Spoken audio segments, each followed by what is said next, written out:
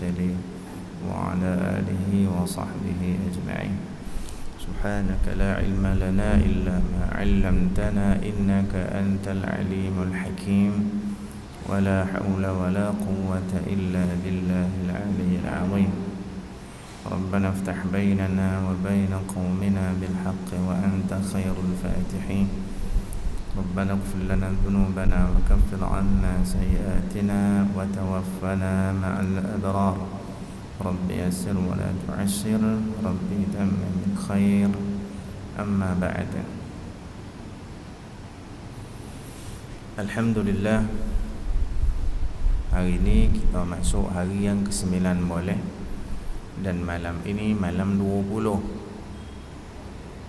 Dalam hadis Sayyidah Aisyah radhiyallahu taala anha menyebut, kana Rasulullah sallallahu alaihi wasallam idza dakhala al-'ashr al-awakhir ahya al-laila wa ayqadha ahlahu wa shadda al-mi'zar, wa fi riwayatin wa jadda wa shadda al-mi'zar. Nabi sallallahu alaihi wasallam kata Sayyidah Aisyah radhiyallahu taala anha, apabila masuk 10 malam yang terakhir akan dihidupkan malam-malam itu, kemudian akan dikejutkan ahli keluarganya untuk bersama melaksanakan ibadah, dan yang terakhir Nabi mengikat kain. Kata ulama, maksud dia tidak bersama dengan isterinya pada 10 yang terakhir itu. I'tikaf sepanjang masa, semayang, zikir, doa, sujud yang lama, semayang yang lama, baca Quran yang lama dan sebagainya. Dan kita daripada permulaan 1 Ramadan sampai pada hari ini tu terasa pejam colik kita dah masuk 10 yang terakhir bermula pada malam ini. Jadi sesuailah dengan apa yang disebut oleh Nabi sallallahu alaihi wasallam, la taqumu as-sa'ah hatta yataqarab az-zaman. Tidak akan berlaku kiamat sehingga masa tu jadi pendek, masa tu dirasakan jadi singkat. Dan Nabi sebut as-sanah kasyahr wasyahru kaljumu'ah waljumu'ah kalyawm walyawmu kasya'ah wasya'atu katarnati minan nar. Nabi kata, dan ketika itu, mana ketika akhir zaman dan hampir-hampir berlakunya kiamat, masa itu dirasakan sempit. Sempit tu macam mana? Nabi sallallahu alaihi wasallam kata, setahun dirasakan macam sebulan aja. Sebulan dirasa macam satu Jumaat aja. Satu Jumaat ada seminggu. Dan seminggu itu, satu Jumaat itu dirasakan macam sehari saja. Sehari dianggap dan dirasakan macam sejam, dan sejam itu dirasakan macam beberapa detik sahaja. Dan itu yang berlaku dengan kita, dan masing-masing semua dengan perasaan yang sama. Tak adalah daripada kalangan kita yang rasai lama benar, tak ada. Semua pakat sebut sama ya. Kejap dah sampai, kejap dah habis Ramadan, kejap dah tahun baru, kejap umur dah 60, umur dah 70 dan sebagainya. Kenapa jadi begitu? Kata sebahagian ulama, dikarenakan manusia terlalu mengejarnya keadaan dunia sehingga dia merasakan, dan dunia yang dikejar itu belum dapat memuaskan apa yang dia nak capai, yang dia cita-citakan ya. Dia kejar, dapat dah, ada lagi yang dia cita-citakan.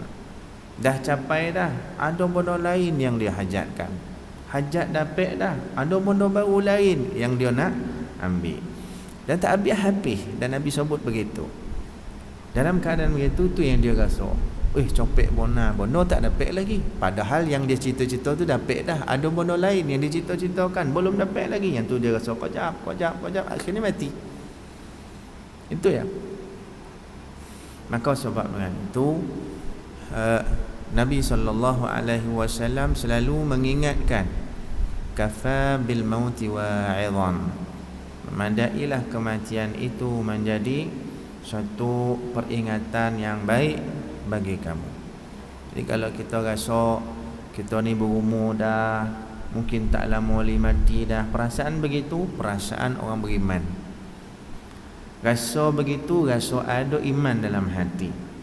Kalau tak ada rasa, wal'iyazubillah, jauh daripada Allah. Dengan rasa begitulah kita mampu untuk mendekatkan hati dan diri kita dengan masjid. Dengan rasa begitu. Jadi sesuailah dengan bulan Ramadan, Nabi sebut sebagai bulan Al-Quran, bulan yang mengingatkan kita dengan peringatan daripada Allah Subhanahu wa ta'ala. Kalau dalam Al-Quran itu terbahagi kepada 3 perkara besar. Pertama, dalam Al-Quran menceritakan tentang Allah itu siapa.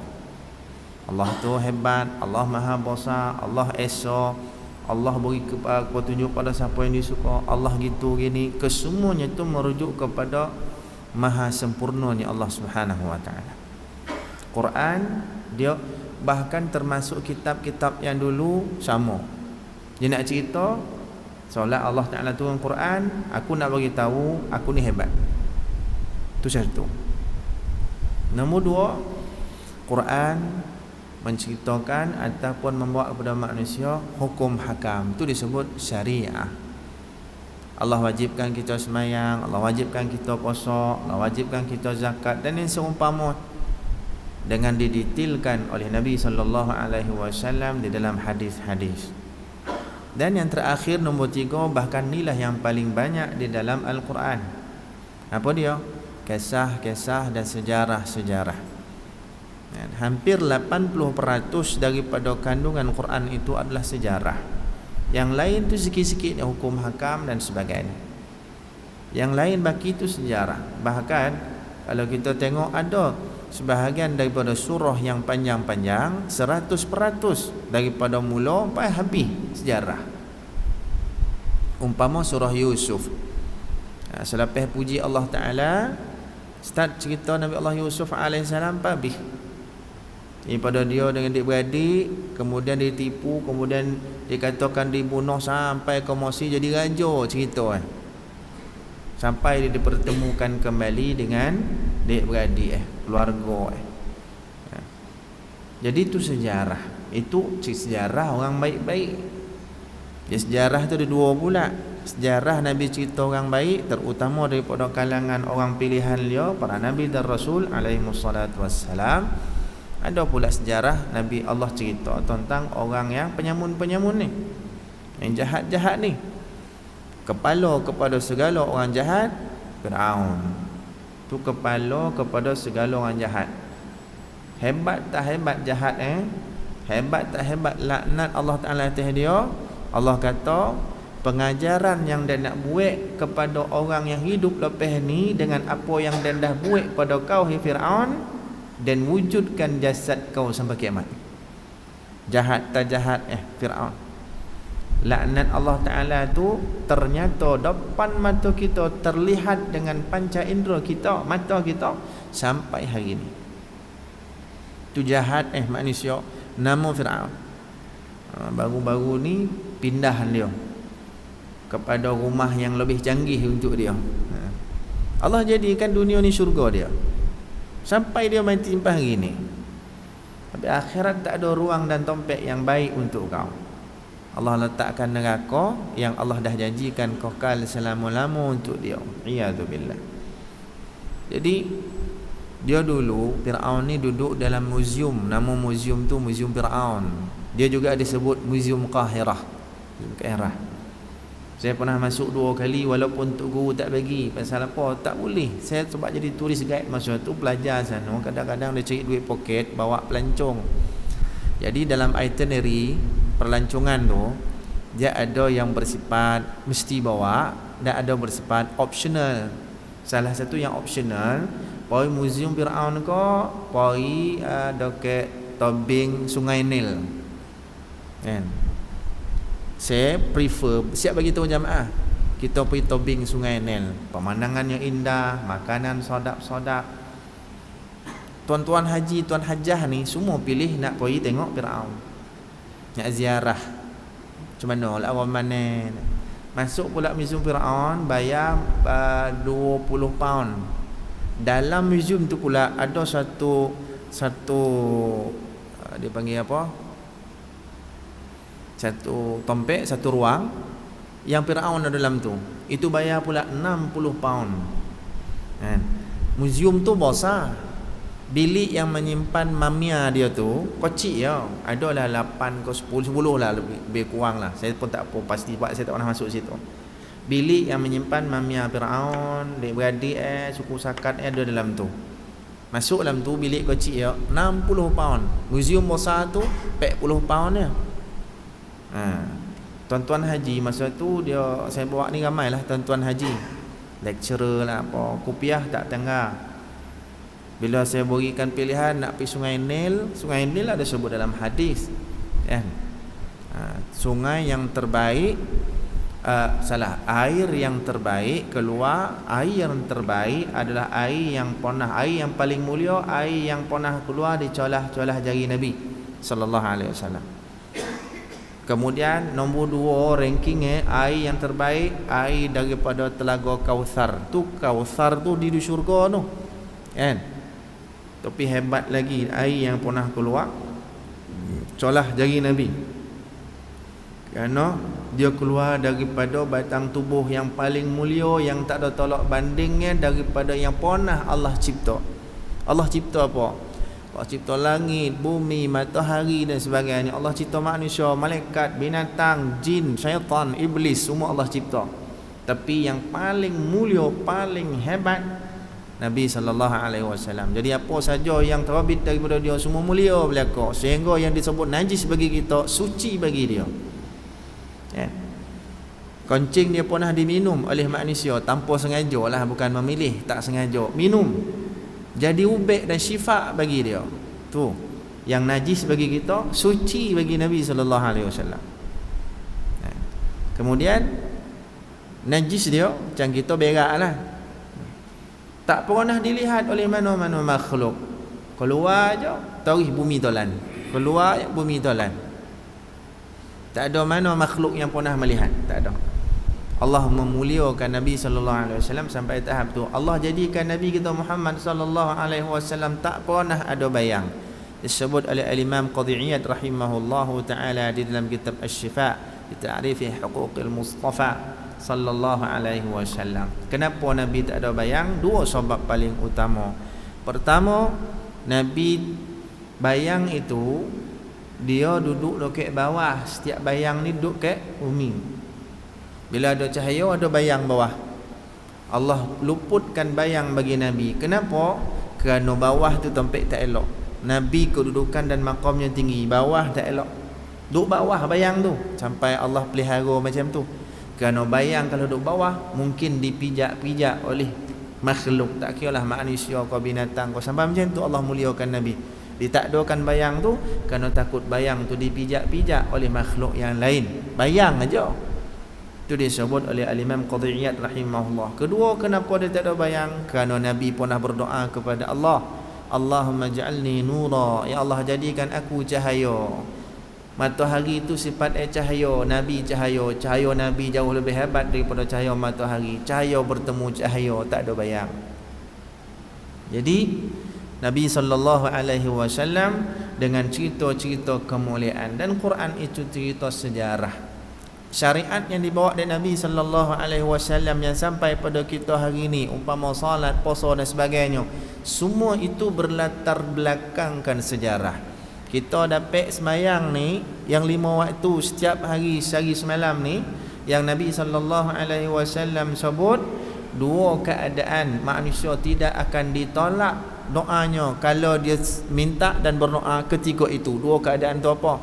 Fi nisfil akhir, fi jawfil lail al-akhir, fi jawfil lail al-akhir. Yang pertama, pertengahan akhir malam. Allah tak tolak doa seorang. Nombor 2, yang Allah tidak tolak doa seseorang fi duburis salawatil maktubat, setiap kali selesai salat 5 waktu, habis sembahyang dia doa, itu doa tidak akan tertolak. Orang tak perasan benda ni, suka assalamualaikum, assalamualaikum, dia bangkit keluar, assalamualaikum, assalamualaikum, bangkit keluar. Hadisnya kuat, hasan, sahih, riwayat Imam Tirmizi rahimahullahu taala.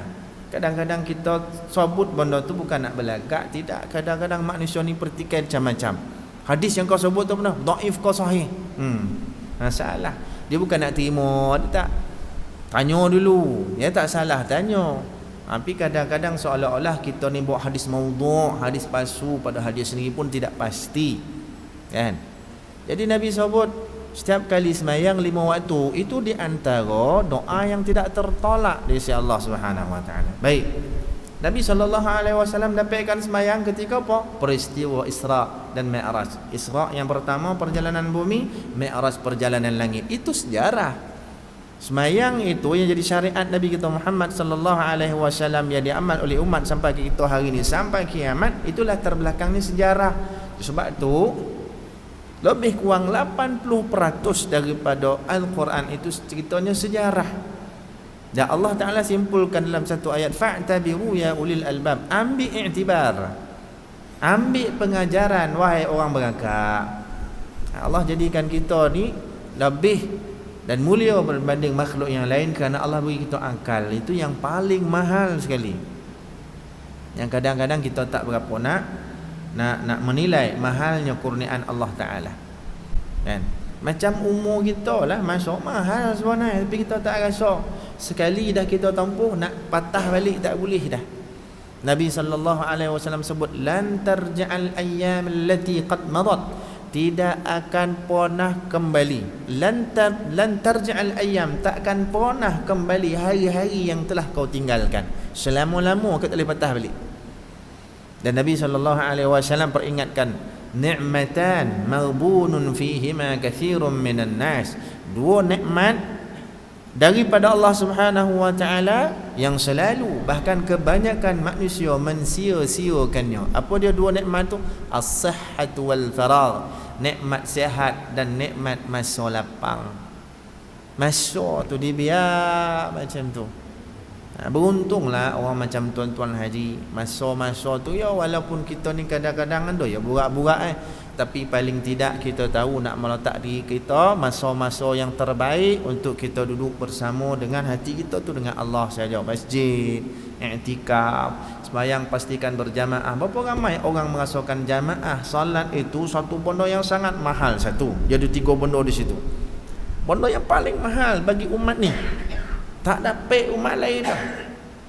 Setiap kali sembahyang 25 kali ganda darajah. Satu riwayat 27 kali ganda darajah. Biasa kita dengar 27. Hadis sahih riwayat Imam Muslim 25. Kan? 25 27 tu setiap kali sembahyang. Tuan-tuan kena faham, 25 ataupun 27 tu bukan ganjaran pahala, darajah ni naik, maqam tinggi. Sebab tu tak heran orang paling mudah jadi wali Allah melalui jalan ibadah salat secara berjamaah.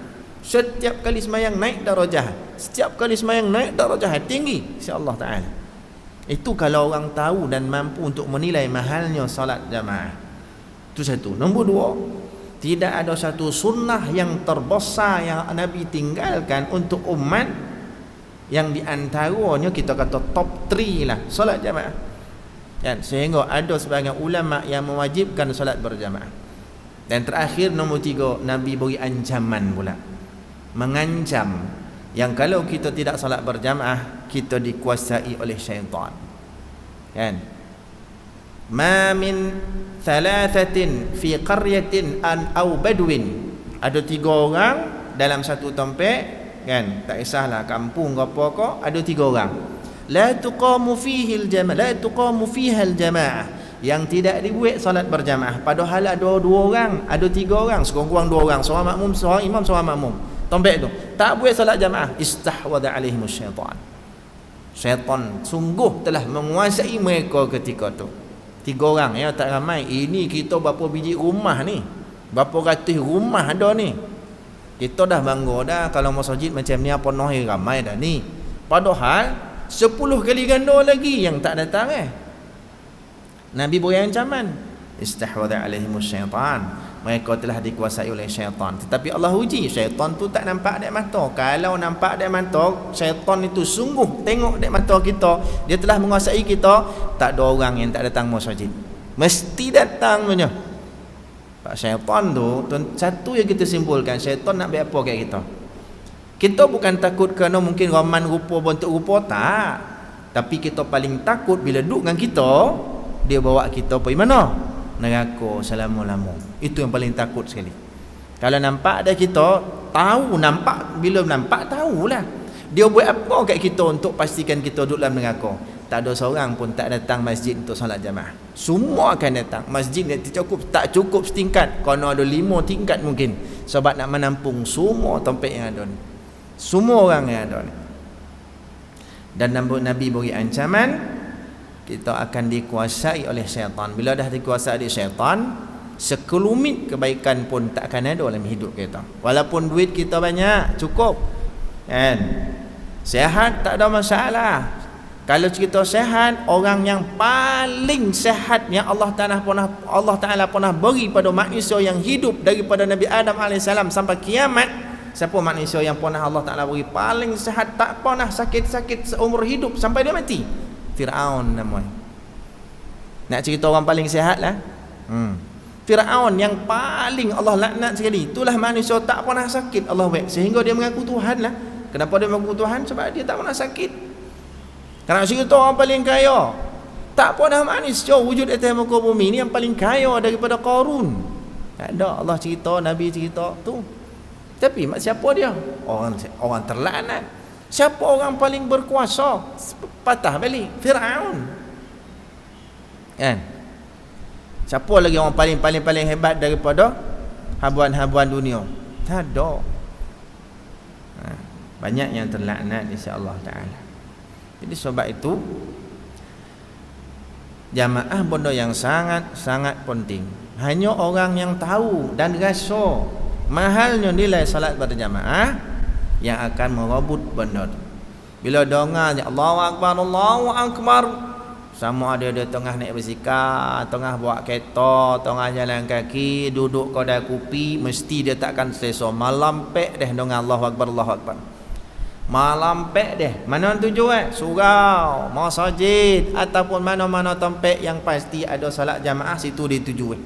Dan Nabi SAW beri jaminan, sab'atun dhilluhumullahu fi dhillihi yawma la dhilla illa dhilluh. 7 kelompok manusia yang pasti akan dinaungi oleh Allah Ta'ala besok pada hari tidak ada naungan melainkan naungan Allah. Satu daripada kelompok itu, rajulun qalbuhu mu'allaqun bil masajid, seseorang ataupun laki-laki yang hatinya sentiasa bergantung dengan masjid. Bergantung makna sentiasa ingat dengan masjid. Ingat dengan masjid, maksud dia apa? Solat berjamaah. Itulah di antara keistimewaan kita sebagai umat Muhammad sallallahu alaihi wasallam. Bagi yang tahu merasakan ia istimewa. Kalau tak ada lah dah.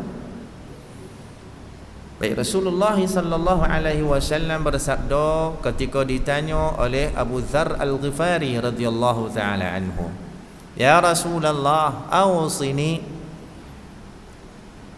Jadi dia kata, "Ya Rasulullah," Abu Dzar salah seorang daripada sahabat daripada kelompok Ahlus Suffah. Miskin tak ada apa. Miskin ya miskin dari sudut duit ringgit, harta benda, bahkan rumah pun tak ada. Rumah tak ada, solai sepinggang. Tetapi dia kaya dengan iman, kaya dengan takwa, kaya dengan amal saleh. Nabi SAW sebut kepada sahabat-sahabatnya, terutama daripada kalangan Ahlus Suffah yang tak ada rumah, miskin, fakir hidup. Nabi kata, beri semangat kat mereka ni, laisal ghina an kathratil arad walakinnal ghina ghinan nafs. Wahai sahabatku, bukan yang dikatakan kaya tu banyak harta tapi yang kaya sebenar kaya jiwa macam kamu ni.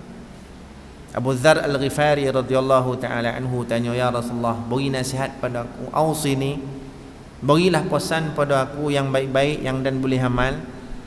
Qala Rasulullah sallallahu alaihi wasallam, "Alaika bitaqwallah fa innahu ra'sul amri kulli."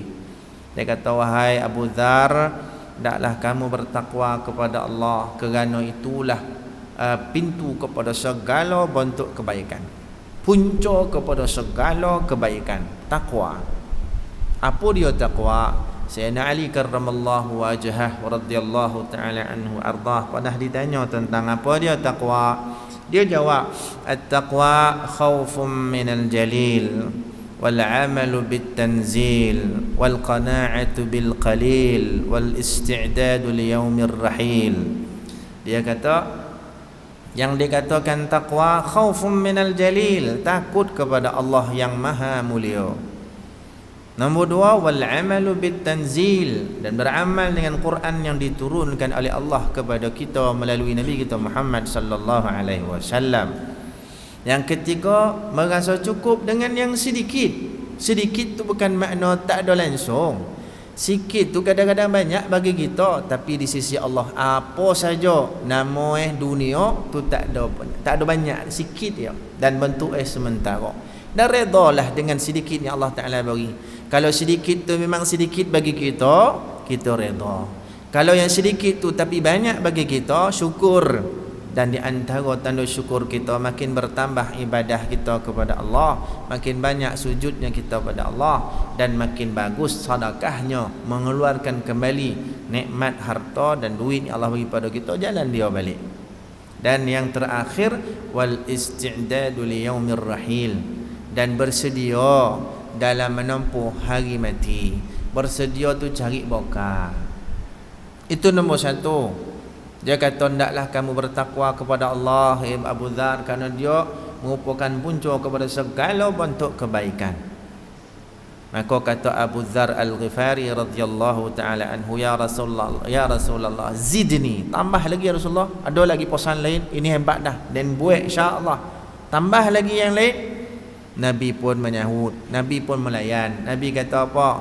Ya Abu Dzar, wahai Abu Dzar, alaika bitilawatil Quran fa innahu nurul laka fil ard wa dzukhrul laka fis sama. Nabi sallallahu alaihi wasallam kata, kalau kau nak tambah lagi, aku buat yang ni, baca Qurannya banyak. Kerana sesungguhnya dia cahaya bagi kamu masa hidup atas dunia, dan juga bekalan yang terbaik bagi kamu di akhirat besok. Ni pentingnya Quran. Bagaimana kita baca Quran, kita tidak pisahkan diri kita daripada Quran. Quran bimbing kita. Dalam hadis Nabi sallallahu alaihi wasallam bersabda, "Man ja'ala al-Qur'ana amamah qadahu ila al-jannah, wa man ja'alahu wara'a dhahrihi saqahu ila an-nar."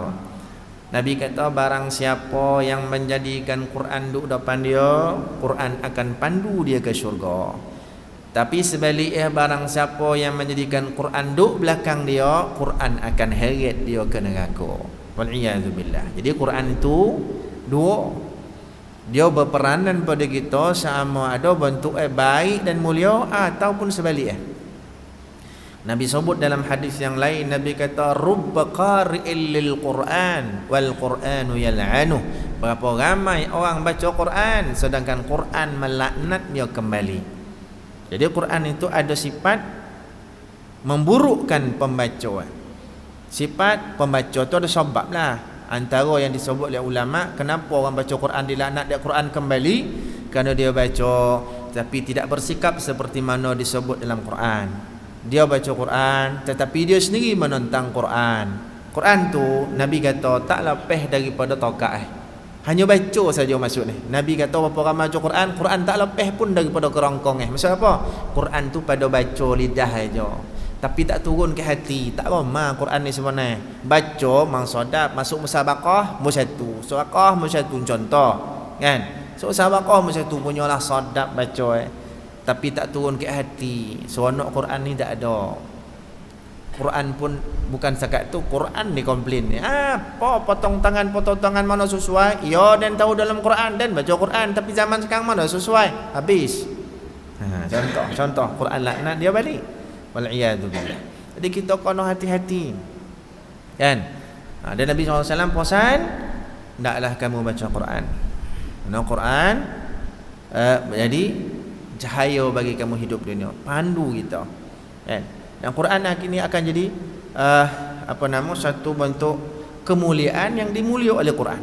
Sebab itu Nabi SAW sebut, orang yang hafal Quran bukan setakat hafal Quran, Nabi hanya sebut ahlul Quran, bukan hafal Quran. Ahlul Quran, ahlullah wa khassatu, hadis. Atau kama qala. Orang yang ahli Quran adalah orang yang disebut ahlullah, members of Allah, maksud dia orang yang jadi kekasih Allah, wa khassatu, dan orang istimewa Allah. Kan? Maksud ahlul Quran, orang yang ada Quran dalam hidup. Quran itu hidup dalam hidup dia. Quran itu hidup dalam jiwa dia. Itu ahlul Quran. Bukan semesti hafal Quran. Kalau itu bonus lah. Dah hafal Quran, amal Quran dengan bagus dan baik, itu memang hebat lah. Kan? Macam kita tak hafal Quran ni boleh masuk tak dalam makna hadis? Boleh. Sangat-sangat boleh. Tuan-tuan, baru-baru ni saya di madrasah lah. Madrasah. Hari Khamis. Hari ni hari Sabtu, Jumaat, Khamis. 2 hari sudah. Sakit boleh. 2 hari sudah. Saya di madrasah tahfiz saya buat satu majlis meraihkan satu orang budak selesai khatam Quran. Dia selesai khatam Quran tak sampai 8 bulan, 30 juzuk Quran. 7 bulan 22 hari hafal Quran. Quran sangat memudahkan kita. Dan saya perhatikan kenapa di antara yang menyumbang kepada mudah dan singkat tempoh dia hafal Quran, saya belum pernah jumpa lagi di Malaysia yang hafal Quran. Mungkin ada orang sebut-sebut 6 bulan boleh habis, tapi saya tak nak. Saya dongang-dongang macam tu tapi tak pasti. Ada yang kata tak ada lah ustaz, tak ada. Tapi yang ni di madrasah saya sendiri 7 bulan 22 hari. Saya siap bilang hari, bukan saya lah, guru yang berkenaan lah suruh bilang hari. Nampak dia copek bilang hari ya. 7 bulan 22 hari. Kan? Satu, kerana dia memang minat.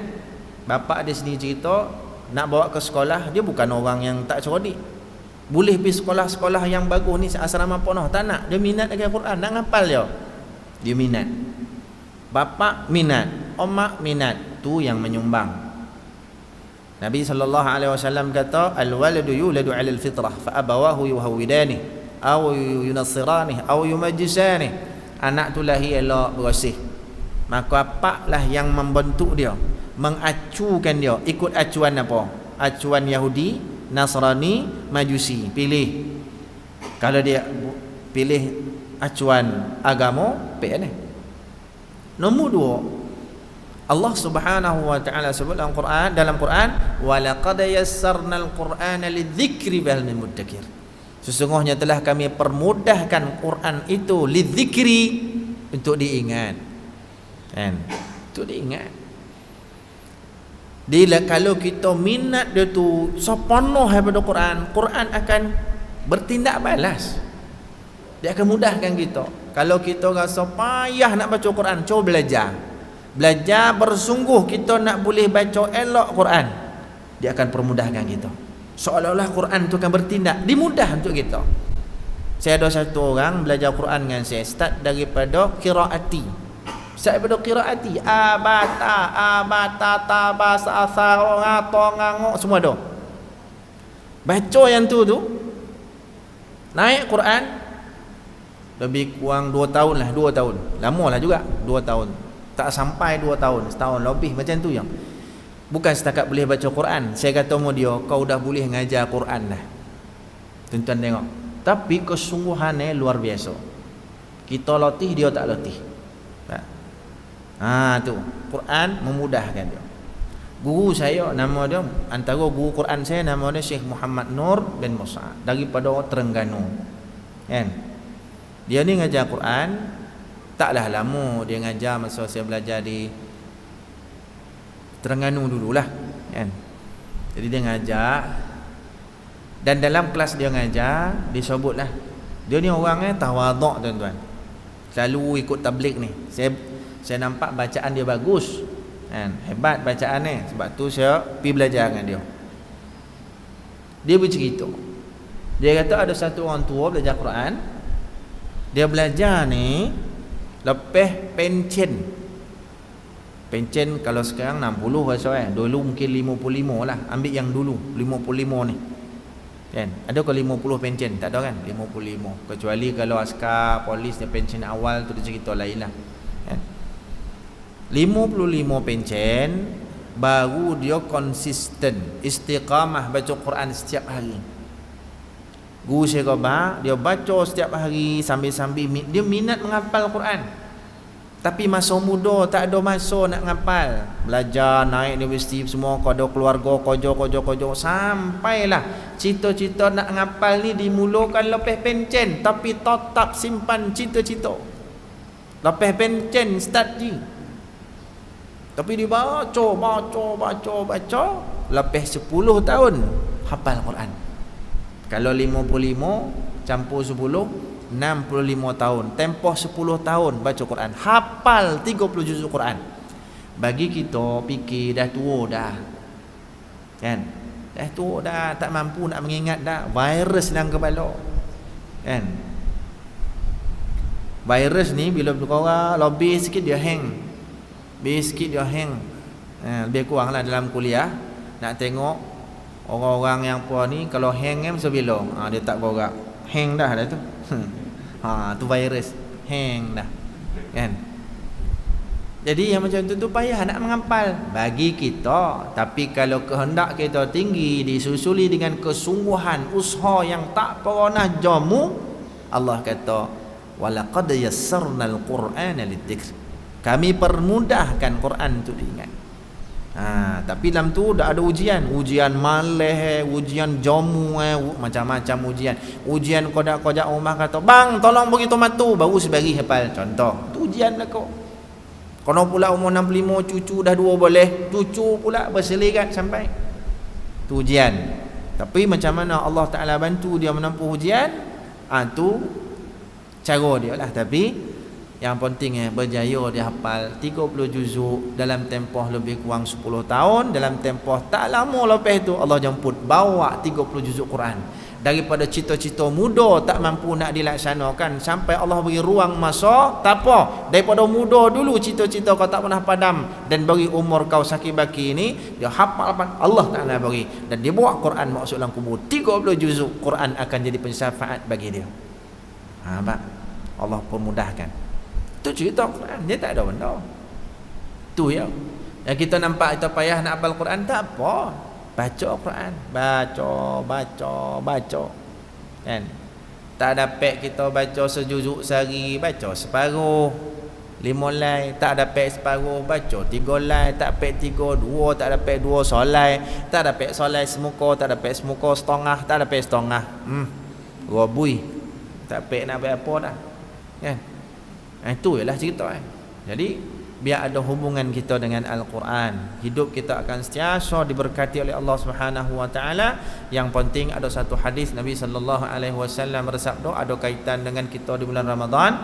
Nabi kata as-shaumu wal Qur'anu yashfa'ani lil 'abdi yaumal qiyamah.